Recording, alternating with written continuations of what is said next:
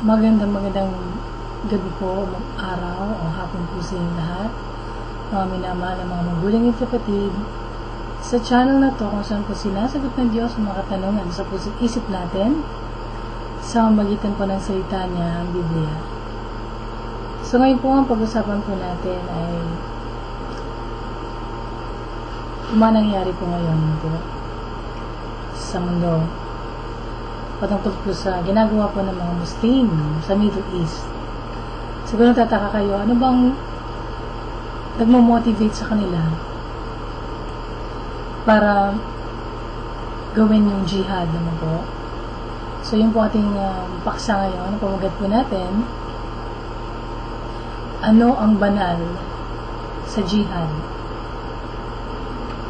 Natawag pala ang Muslim sa pagipaglaban nila sa mga taong iba ang paniniwala at pananampalataya ay jihad. Ibig sabihin po, banal na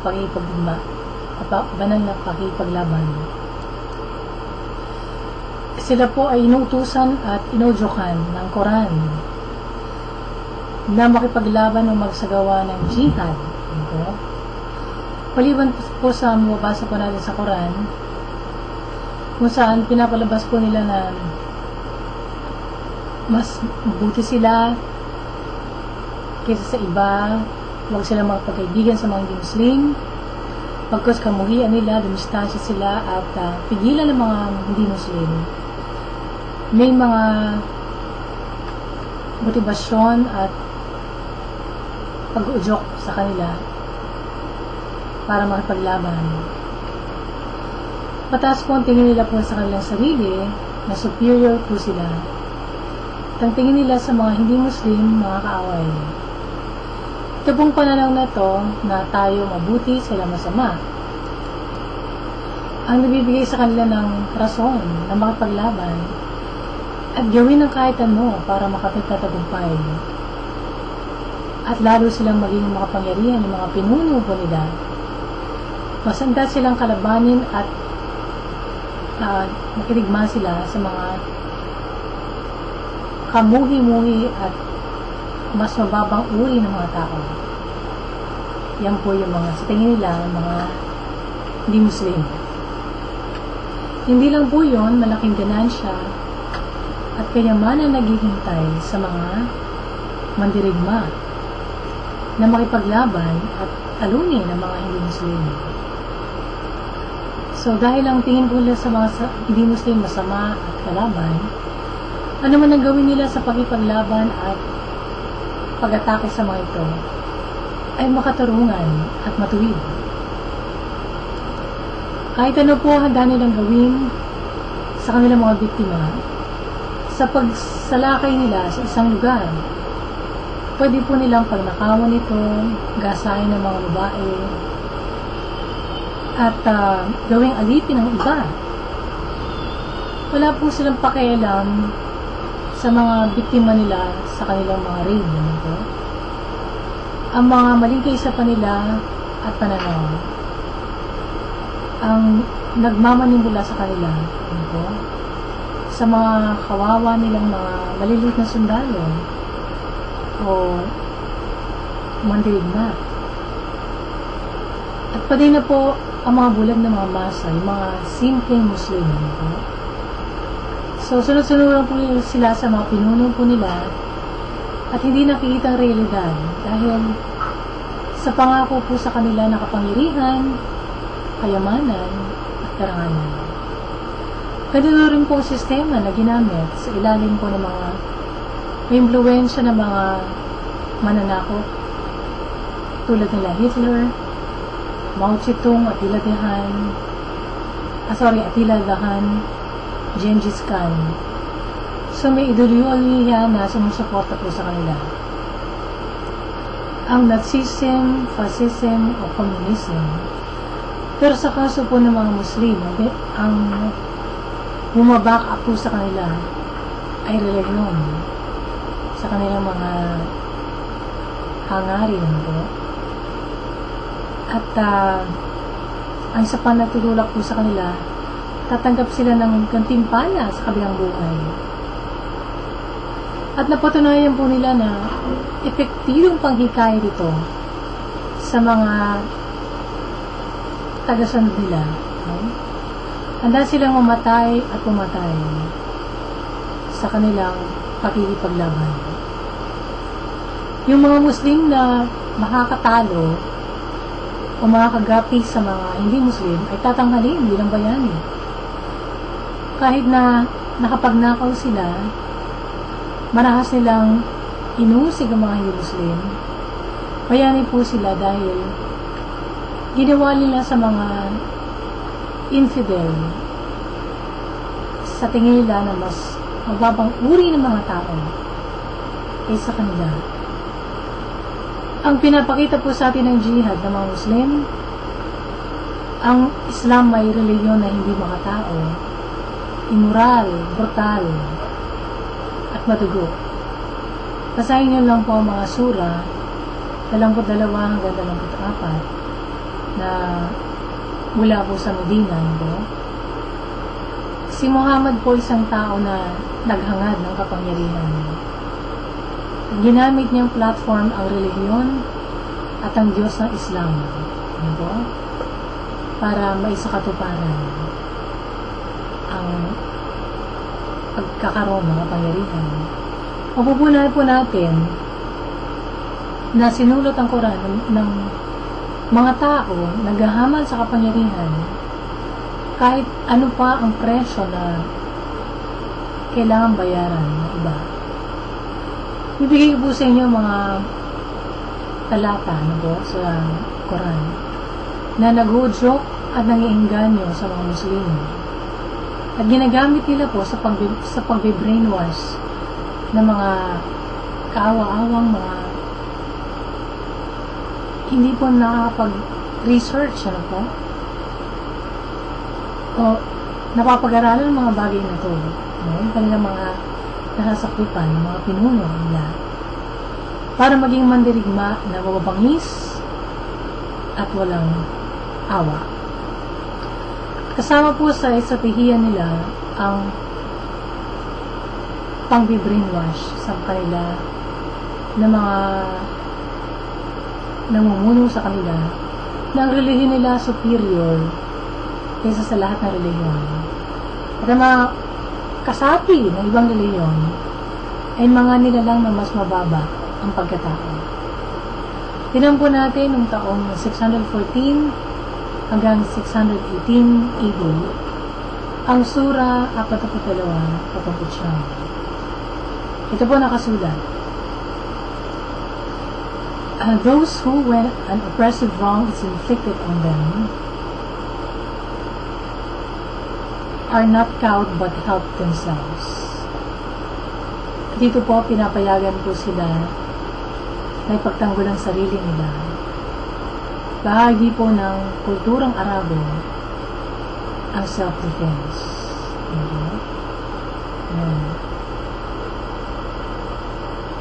So, ano pa po? Sa noong pong taong 615 hanggang 617 AD, basahin naman po natin ang Sura 37. Sabi,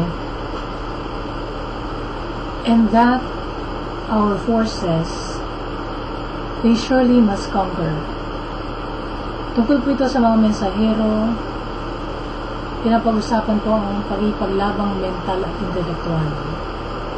Hindi pa dito gumagamit ng sandata si Muhammad dahil hindi pa ganon ang kapangyarihan doon.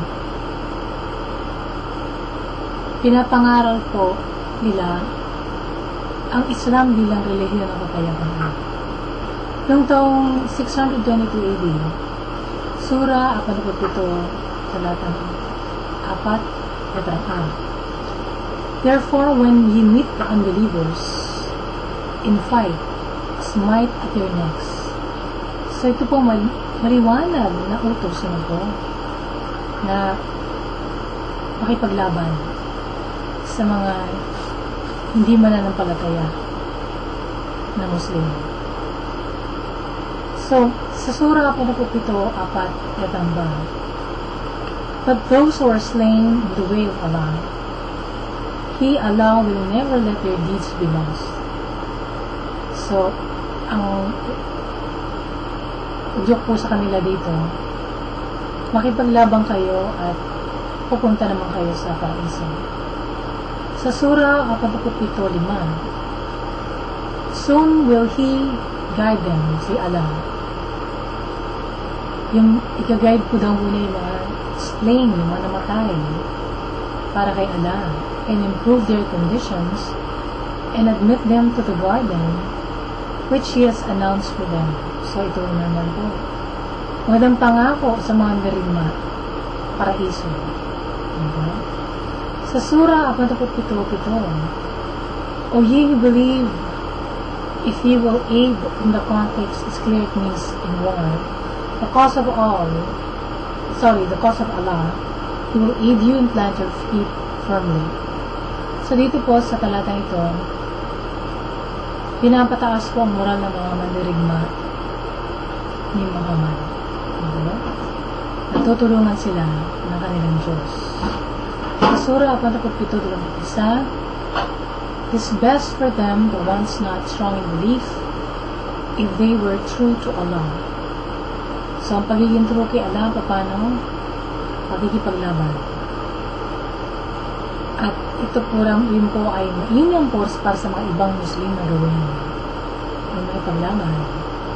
Sa Surah 47:5, be not faint-hearted when fighting in war. So, isang maliwanag po ng mensahe. Okay? Na huwag silang panghihinaan ng loob sa kanilang pagkipaglaban. Sa Surah 47:2, do not be niggardly when you spend in the way of Allah, included for helping finance wars. So ito po ay nakalagay po sa Quran nila nito, na maging sa pagbibigay ng pera nito para tustusan ang kanilang pagkipaglaban. Huwag daw po silang maging kuripot. Ano po?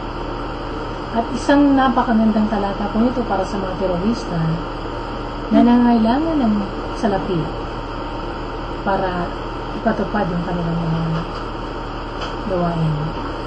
Noong year 622 hanggang 624 AD, sa Surah 2:154, and say not of those who are slain in the way of Allah, they are dead. Nay, they are living and enjoy luxury, life with lots of sex in paradise. So ano po na sinasabi sa kanila dito? Na makipaglaban sila, ang pinaka malalang pwedeng mangyari ay mamatay sila, pero makakaranas naman sila ng paraiso kung saan bibigay yung kanilang mga logo. At makakaranas po sila ng kaligayahan doon dahil marami doon mga babae. So yun ang kanilang pangako po sa mga mandirigma. Surah 2:151, tumult from non-Muslim underlings against Muslims and suppression of Muslims are worse than slaughter of non-Muslims. So, sa madaling salita po, ibig sabihin po nito, patayin po yung mga hindi Muslim kung hindi po sila magpapasakop o susunod, magsasubmit. Sa Surah 2:153, and fight them, yung mga non-Muslims, until there is no more tumult or oppression, a state not obeying Sharia. And there prevail justice and faith in Allah. Okay. So dito po, hanggat hindi ito po nagpapasailalim sa batas ng Sharia, ay nakipaglaban po sila po sa mga hindi Muslim. Surah 2:2, letter A, fighting is prescribed for you. So, mas direktang pang-udyok po. Kung nakapaglaban, sinasamahan ng pagbabanta o pangako ng kayamanan, kapangyarihan, posisyon, at mga babae sa buhay na to at sa susunod. Surah 216b. It is possible that you dislike the thing, kagaya ng pakipaglaban, which is good for you. So, anong sinasabi dito? So, okay, gusto nyo hindi, mabuti ang pakipaglaban. So, ang ibig sabihin po, kung bakit mabuti to, mapapaguran po sila ni Allah sa susunod na buhay. Makita po natin ang pang-udyok po sa kanila na may kasamang insentibo, na meron silang makukuha sa kanilang pakipaglaban. Sa Surah 2:206, letter C, Allah knoweth what is good for you and whether you want to war or not. So dito po, nakikita po natin ang insentibo na para makapaglaban at ano ba po, makatanggap po ng gantimpala sa kanilang Diyos. So, tinalaman po natin to dito po sa Surah 2:217.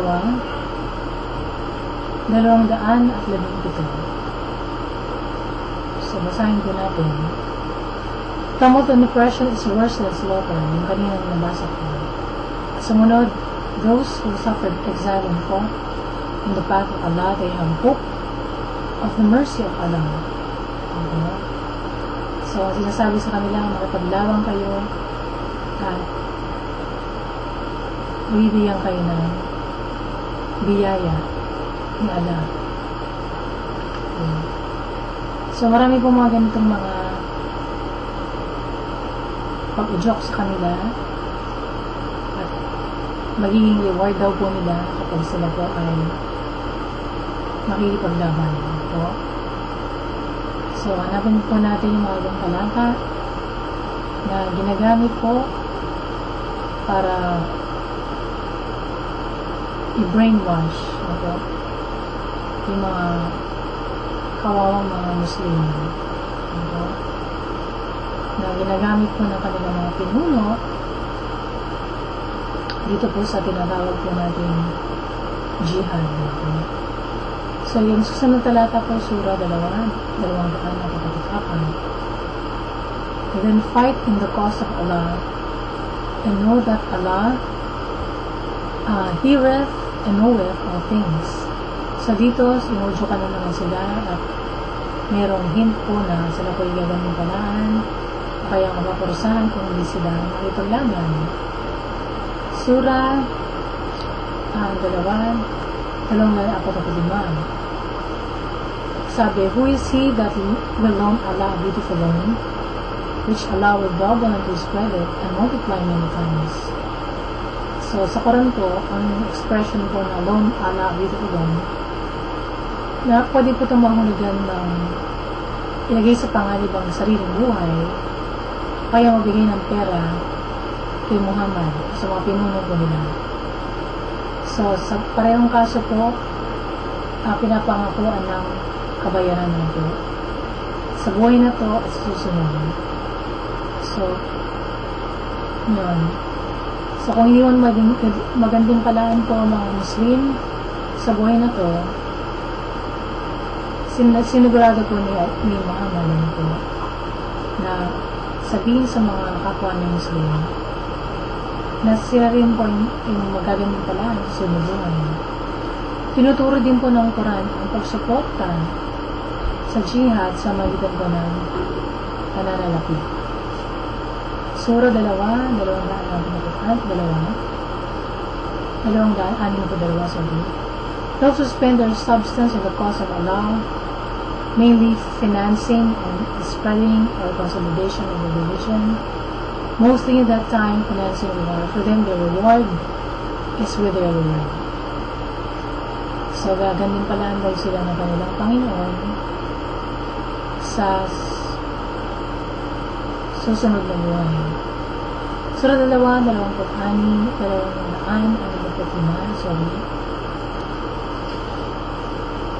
And sabi, and the likeness of those who spend their substance seeking to please Allah, the best is to spend it for financing war or for spreading or consolidating Islam in other ways. Is a garden highly fertile. Heavy rain falls on it that makes it yield a double increase of harvest. Allah seeth whatever we do. So, kalahati pa lang po ng paglaban ang pagpa-finance o pagbibigay ng pera po para sa jihad. So, sila rin po ay pinapangakuan ng dobleng harvest. So, yan po yung mga pang-inganyo sa kanila, pang-hikayat sa kanila, sa mga Muslim, na suportahan ang pagigdigma. Surah 8, if any Muslim warrior turns his back on the enemy, on such a day during battle, he draws on himself the wrath of Allah and his abode is hell. So aling salita, napaglaban kayo, kung nanalo kayo, pupunta kayo sa paraiso. Nakipaglaban kayo, kung mamatay kayo, maganti pa lang kayo sa paraiso. Kung hindi kayo makipaglalaban, kung tatakbo kayo sa labanan, pumunta naman kayo sa impyerno. So, kung ganun po yung mga choices, ano po ang pipiliin ko ng isang Muslim? Wala na po, kundi ang makipaglaban. Okay, so, nasan doon yung pagiging isang reliyon ng kapayapaan ng Islam? Ano? So, wala po, no? Okay. So, tingnan po natin. Dito po sa Surah 8, and fight with them the unbelievers who will not convert to Islam until there is no more tumult or oppression, and there prevail justice and faith in Allah altogether and everywhere. So, ang sabi, makipaglaban kayo hanggang sa masakop ng Islam ang buong mundo.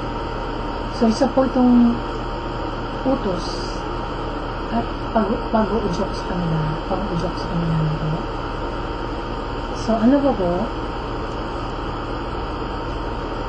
Surah 8, ang po. If they, the enemy, refuse to stop fighting, remember that for hundreds of years the Muslims also were the aggressors. Be sure that Allah is your protector. So, tinutulungan daw po sila ng Allah sa pagipaglaban sa mga infidel. Pero sila naman po ang nagsisimula ng away, no? Ng digmaan. Kagaya ng ginagawa ngayon ng ISIS, no? So, sa pilitan nilang gustong maging Muslim din, gawing Muslim din ang mga tao na meron ng sariling pananampalataya, paniniwala. Surah 8, kapanaputisang. So, basahin ko natin ang nakalagay dito. And know that out of all the booty that you may acquire in war, a fifth share is assigned to Allah. So, ibig sabihin po, 80% ng kanilang mga masasamsam, no, sa pakikipaglaban at para sa mga mandirigma at mga pinuno sa digmaan. No? So, napakaganda po ang insentibo para isang mahirap na Muslim. No? So, marami po sa kanila ang yumaman dahil sa ganito. So, okay lang sa kanila ang kunin yung mga ari-arian, ang kayamanan ng ibang tao. No? So, matuwid daw po at makatarungan ang kanilang ginagawa nila. Okay, so ano po yung mga talata? So, dito naman po ilan natin ng mga panahon na 638 AD. Okay? Nagnakaw po ang mga Muslim ng halos lahat po, no? Mga makita nila doon sa lugar na pupuntahan nila. Maging mga pagkain. Surah 8, 6. But now enjoy what you took in war, lawful and good. So, isa naman po ito sa mga magbabasa po natin sa Quran po na mabuti at makatarungan ang pakipaglaban nito. Kasapan na po rito yung pagnanakaw at pagplunder nila, paggagahasa at pagtangay ng mga bihag nito. So, yan po yung mga nakikita nyo ngayon sa mga bali-balita na ginagawa po ng ISIS sa Boko Haram. Okay? So, okay lang sa kanila ang pumatay ng tao. Lahat para sa pangalan ni Allah. Okay? At sila po ay gaganin pala ang tao. Yan lahat po ng mga Muslim na kalalakihan na hindi kaya na makipagdigma, na makipaglaban. Surah 8, 7. Those who believe and adopt exile and fight for the faith in the cause of Allah, as well as those who give them asylum and aid, these are all in very truth the believers. So, napakagandang talata po ito para sa mga terorista nito. Yung mga nakikipaglaban para sa paniniwala nila, para sa cause ni Allah, mga tumutulong din sa kanila ay mga totoong mananampalataya. Mabubuting mga Muslim. So, kung gusto nila maging mabuting Muslim, ang tatahakin po nilang klase ng buhay ay yung buhay ng isang terorista. Okay? So, Surah 3, 146. At sabi ko dito, and Allah loves those who are firm and steadfast in battle. So, isa na namang malaking pang-udyok po sa mga mandirigma at mga terorista. Okay? At Surah 3, 146. Ano pa po? Sabi, ayun na nga, So, Surah 3, 121. So shall we cast terror into the heart of the unbelievers. So, ito na naman, maliwanag na maliwanag. Kung ano yung pinapagawa sa kanila, paghasip ng takot. Sa puso ng mga hindi mananampalataya. Surah 3, 100. They, the ones skilled in battle, rejoice in the bounty of Allah. Ano bang bounty niya? Earth like luxury life, plus plenty of women. Life is for women. Okay? At the martyrs, so all Muslims killed in war are martyrs. Okay. So, kahit na yung kanilang pagipaglaban ay dahil silang nauna na kumalaban sa ibang bansa, sa ibang mga tao. Kapag sila po yung namatay, tuturin silang martir. So, kahit ano pang pinagagawa nila doon, nag-rape sila ng mga babae, yung mga bata, pinatay nila, sila yung mga bayani. Okay. Mga martir. Okay. So, ano po? So, di po nila iniinda yung mamatay sila sa pagipaglaban kasi pinangakuan po sila ng paraiso. Kung ano po mga insentibo pagipaglaban.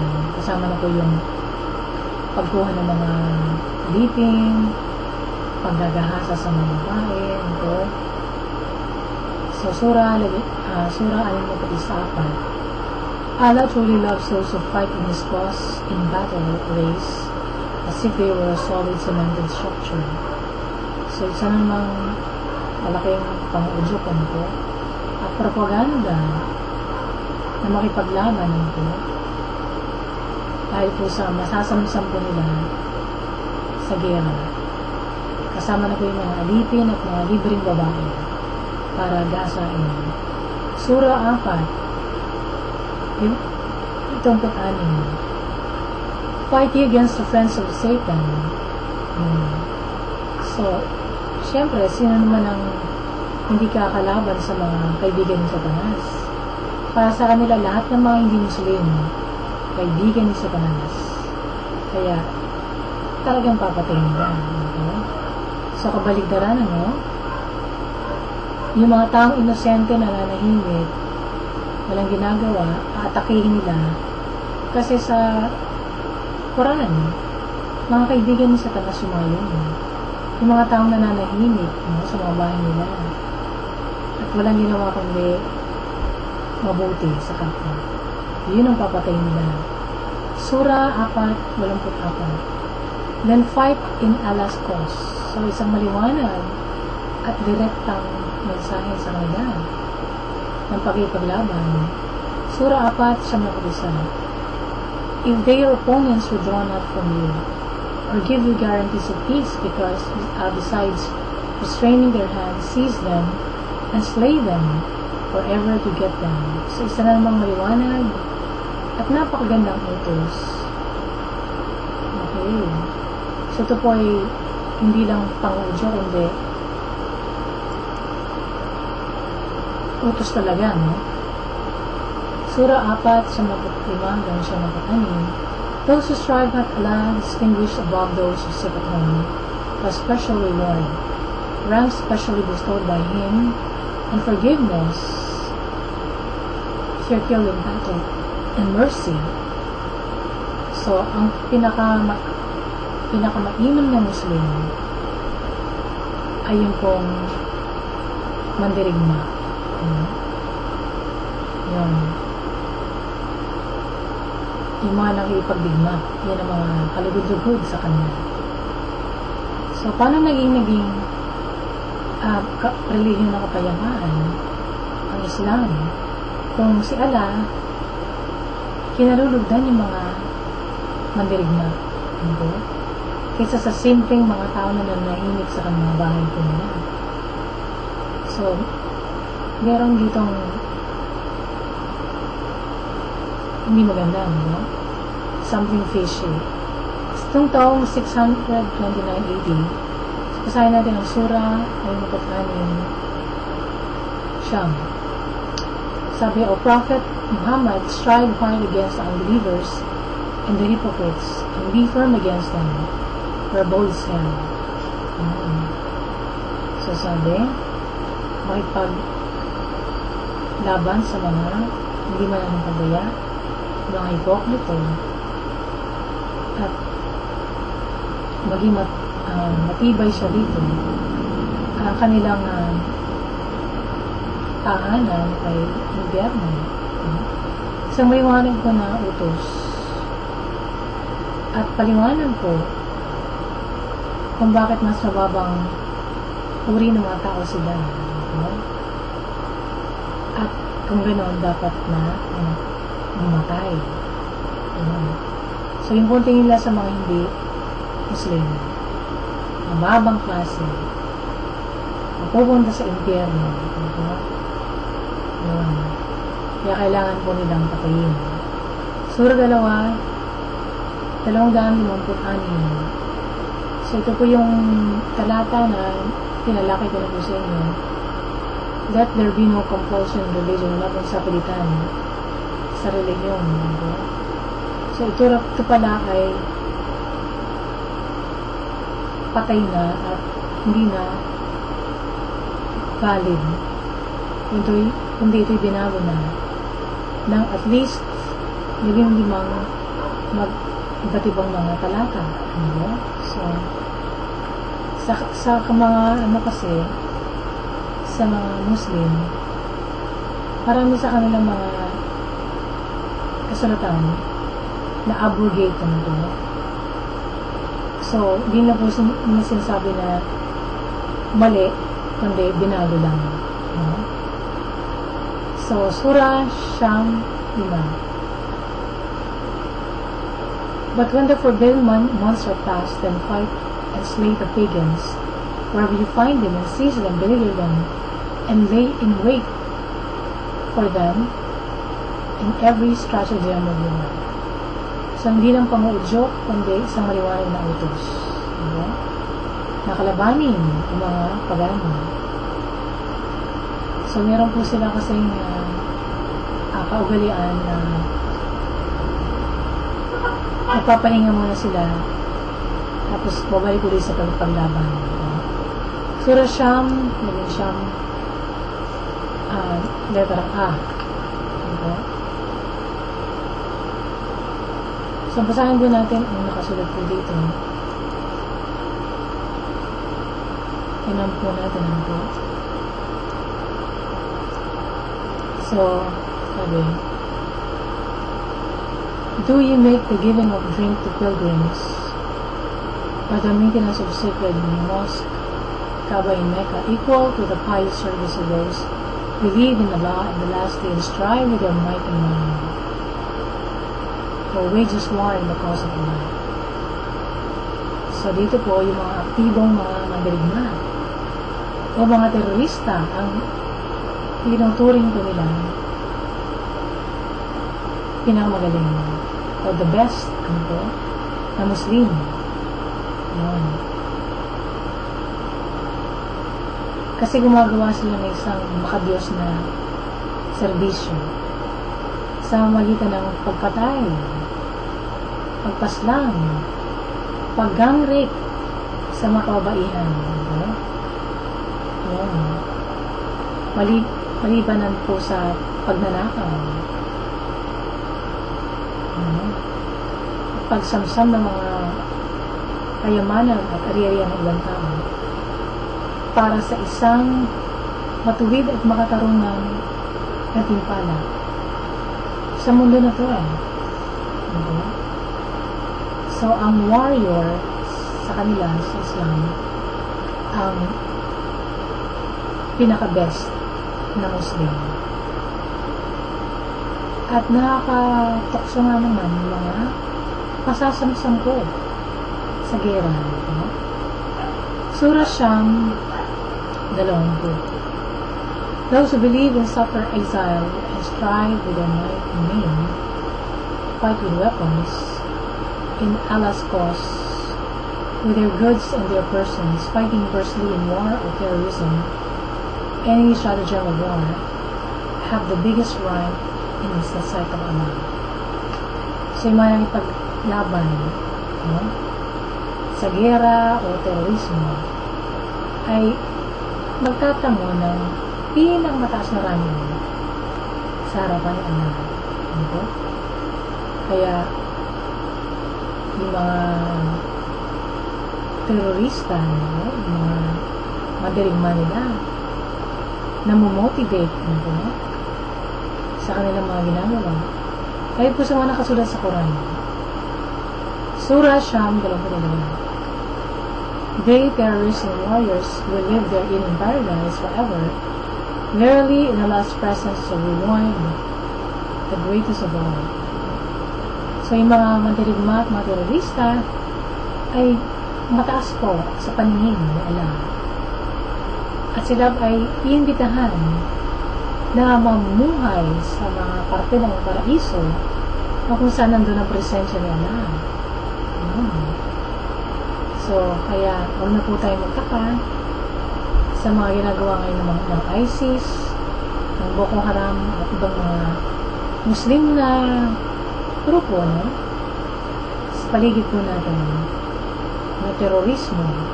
Kasi yun po, meron po sila mga utos sa kanila sa Quran, mga insentibo, mga panghikayat sa kanila para sila makipaglaban, no? Paghasik ng takot sa mga sibilyan. Alam mo po, so Surah Sham 29, fight those who believe not in Allah. So maliwanag yun po, na hindi lang sila inuudyokan, kundi maliwanag na utos. Okay. So, inutusan po sila makipaglaban. Surah Sham 36. Fight the pagans altogether as they fight you altogether. So, isang utos na naman, ano po, at pang-udyok sa kanila.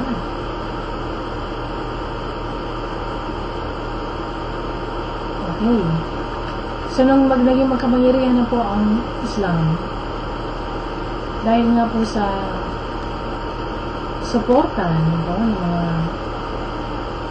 ng mga kabaro nila, ng mga kapwa-Muslim nila, sa gera, ganyan. Lahat po ng mga naging, mga susunod na mga digmaan na pakipaglaban, ay pakipaglaban na po para hindi lang para akitin o palaganapin ang kanilang relihiyon, kundi ito po ay tinatawag na wars of aggression. Sila nagsisimula ng gulo, wars of looting and plunder, enslavement, and plus expansion. So, para ganapin ang kanilang relihiyon din, pero kasama na po din yung pagnanakaw, pagsamsam ng mga ari-arian na tema ng iba. Sa Surah Sham 36, also for Itlog, O you who believe, what is the matter with you, that when you're asked to go forth in the cause of Allah, na magpagyera kayo, you cling heavily to the earth? Do you prefer the life of this world to the hereafter? So, ito pong tanong na to ay nakapag-udyok sa kanila, no? Na makipaglaban. Kasi ang inaano sa kanila, nilalagay sa isip nila, magkakaroon sila ng reward, no? Ipapalain sila o gagamipalaan sila sa susunod na buwan nila. Surah Sham 50. Can you warriors and potential warriors expect for us any fate other than the glorious things, martyrdom or victory? So, wala na po ibang pagpipilian. Maging martir o magtagumpay. Sabihin, tagumpay sila sa pagpaglaban o kaya mapatay sila sa pagpaglaban. So, yun lang pagpipilian ng isang mabuting Muslim. So, mabuting Muslim ka pala kung makipaglaban ka. Kaya marami po silang nahihikayat. At yun. So, ano ba po ang makikita natin po sa Quran? Para maintindihan natin kung paano tumatakbo ang isip po ng mga Muslim. So, tingnan po natin ang nakalagay po silang mga surah po nila. Buksan po natin. Ito po nakalagay.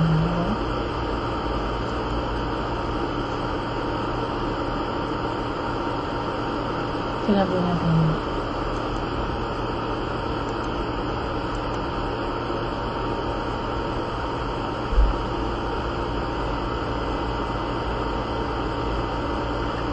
Surah Sham 84. Nor do thou ever pray for any of them, those who did not want to go to war, but dies nor stand in his grave, for they rejected Allah and not least his messenger, and died in a state of perversion. So, wag na po silang malulungkot dun sa mga namatay na hindi naman ang paglaman. Sila na po ay mga nagrebelde. Diba? Kaalaan. So, kailangan sumunod po sila sa pinag-uutos po ng kanilang relihiyon. Diba? So, ang mga pangingganyo sa kanila, yung mga gantimpala, diba? Na makakamta nila sa paglaban. Sa Surah Sham, do not believe the excuses from the ones not wanting to go to war. The real reason is that they are bad Muslims. So yung mga hindi sumunod o hindi nakapaglaban ay mga masasamang Muslim, hindi mabuting mga Muslim. So kung gusto mo na maging mabuting Muslim ka, sumali ka sa ligmaan kapag tinawag ka ng Pinoon. So yun, yan ang takbo ng isip ko nila. Surah Sham 5. So leave them, the ones not wanting to wage war, for they are an abomination, and hell is their dwelling place. A fitting recompense for the evil they did. So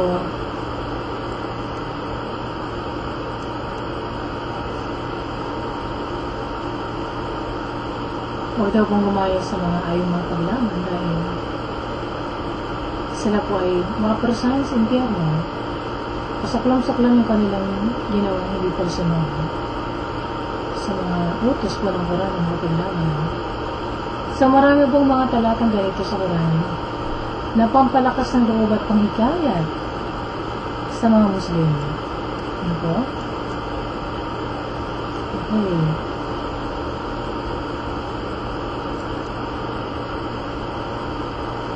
So, kaya hindi po katakatakan yung mga nagawa po nila noong 9/11.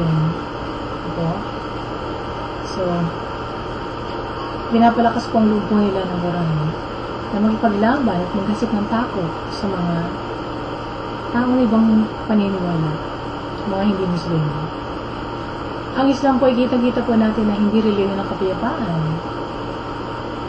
kundi po isang ideolohiya ng galit, paggamuhi sa kapwa, pagkikipagtunggali, pag-uusig sa mga taong ibang paniniwala kaysa kanila. Nag-umpisa po ang Islam na isang relihiyon ng kapayapaan, pero naging madugo. Nang sa ganun po, makakuha po ng maraming mandirigma para mapanatiling buhay si Muhammad at makamit po ang kapangyarihan. So, sa kanila po, yung ginagawa nilang terorismo ay pakipaglaban. So, kita na po natin na ano pang mabuti sa Islam. Ngayon, alam na natin ang takbo ng isip nila.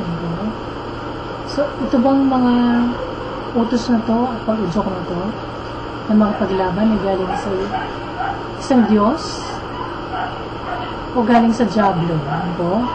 Na puno ng galit, puno ng murder, at pagpaslang. So, gusto niyang patayin ang lahat ng tao. Galit siya sa lahat ng tao. Yan po ay puso ni Satanas. Ang makikita po natin sa relihiyong Islam, isang relihiyon ng galit. Isang relihiyon ng pagkamuhi sa kapwa.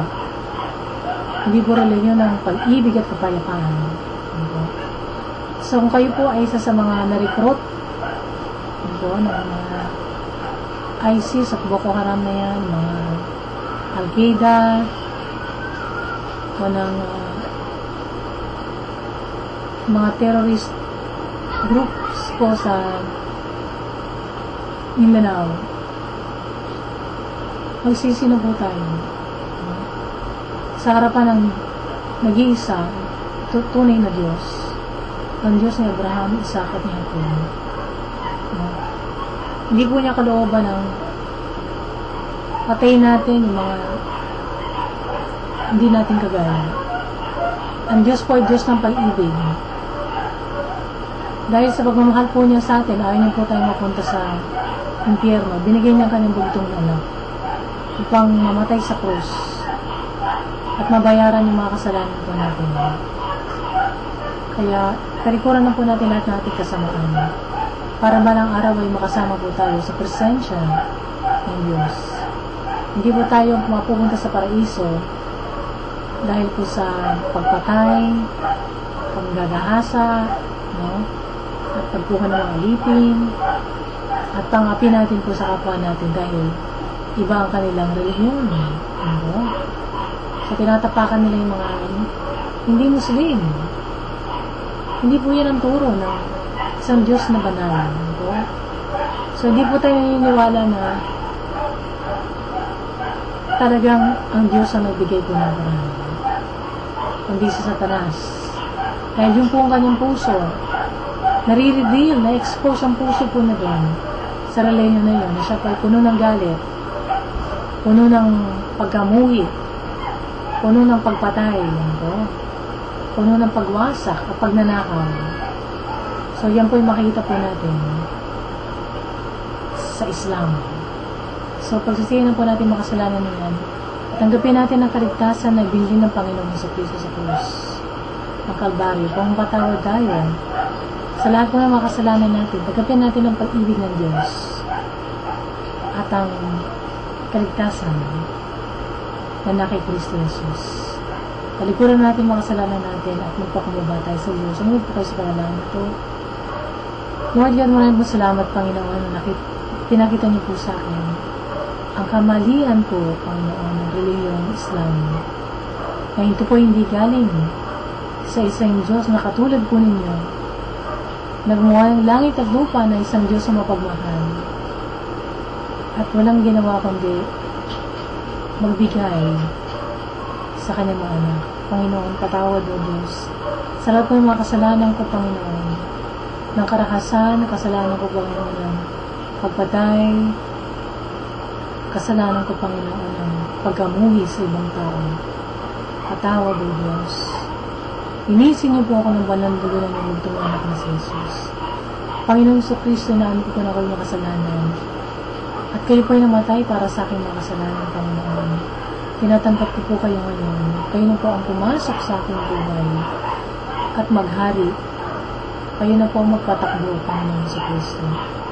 Kasi mula po sa araw na ito, Panginoon, ako po yung maglilingkod sa inyo, mabuhay para sa inyo lang, Panginoon. Ginagawa ko kayo ngayon, Panginoon, aking buhay at tagapagligtas. Hindi ako maliligtas ng relihiyon, kundi ng tamang relasyon, Panginoon, sa Diyos sa magitan ng Panginoon sa Kristo. Thank you, Lord. At puspusin niyo rin po ako ng inyong Espiritu Santo pang maintindihan ko pang Biblia, Panginoon. Sa pagbabasa ko, may sa pamuhay ko po ito at maging matagumpay ako sa lahat po ng pandaraya at mga lalangan dyan. Thank you, Lord, sa lahat po na ginawa niyo para sa akin. Sa pag-ibig na pinamalas niyo po sa akin, na kayo po ay mabayubay sa krus ng Kalbaryo. Thank you, Lord. Sa pag-ibig niyo sa akin, sa napakagandang plano niyo sa buhay ko. Ito po yung tinatanggap ko po ng pasasalamat kay Diyos.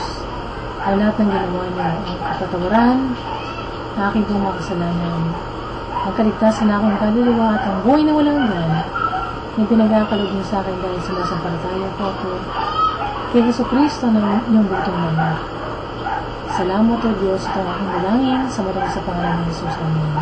So kayo na nalangin yan, magsaya kayo, matawa kayo, matatalong kayo sa galak. Dahil napatawad ng lahat ng kasalanan niyo, kahit kaano pa kasama ng gawa niyo. So para kayo lumago, mag-anak kayo ng kopya ng Bible, basahin niyo simula sa Gospel of John para makilala niyo ang Panginoon sa Kristo. At sumunod, hindi niyo kalimutan makipag-usap sa Diyos ng galing sa puso. Hindi niyo kailangan ng magmemorya ng dasal, o kaya ng prayer book. Hindi niyo kailangan ng regular 39 dahil ang Diyos ay buhay. sumasagot sa panalangin natin. Sa mula mga Divine Church, ang masarang pinapangaral ang katotohanan ng salita ng Diyos. Ang Biblia mula Genesis to Revelation, walang dagdag, walang bawas. At ang mga tayong malayang magbasa ng Bible para sa sarili nila, hindi po binabawalan ng kanilang mga ministro pastor. Sa munod po maghanap tayo ng church kung saan po ang tinataas ay si Kristo lang, hindi pangalan ni Mama Mary, hindi pangalan ng sino-sinong santo, hindi po pangalan ng founder ng simbahan o kaya ng sekta nito, kundi ang Panginoon sa Kristo lamang dahil siya po ang daan natin patungo sa presensya ng Diyos. Sa mga po tayo ng church kung saan ang kumikilos doon ng banal na spirito, tinulungan ng mga mananampalataya sa pagsamba nila sa Diyos at binabagong buhay ng bawat Kristiyano. So kayo po yung napagpala po nating topic ngayon. Sumulat po kayo sa akin, mag-ingat kayo. Kaya kung may mga tanong kayo, klikin nyo lang po sa baba, kaya mag-text kaya magpadala kayo ng tweet, ano po, pwede rin. So ipamalitan nyo po sa mga kapitbahay nyo, mga kilala nyo, na may sagutan Diyos sa mga tanong po natin.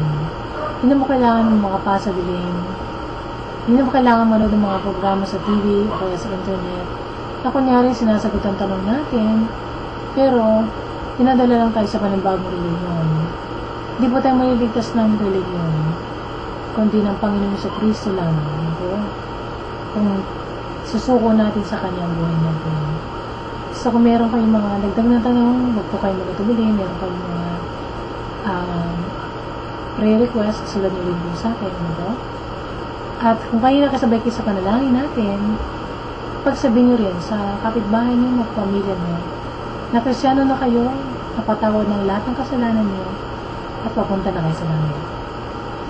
So, kung kayo man po hinihiwa ng Panginoon para tumulong sa ministry na to, welcome po niyong tulong na panalangin at tulong pinansyal. Kaya susunod po na pagkikita po natin dito sa YouTube, sa Diyos po lahat ng papuri at pagpalain kayo nating mahal ng Panginoon.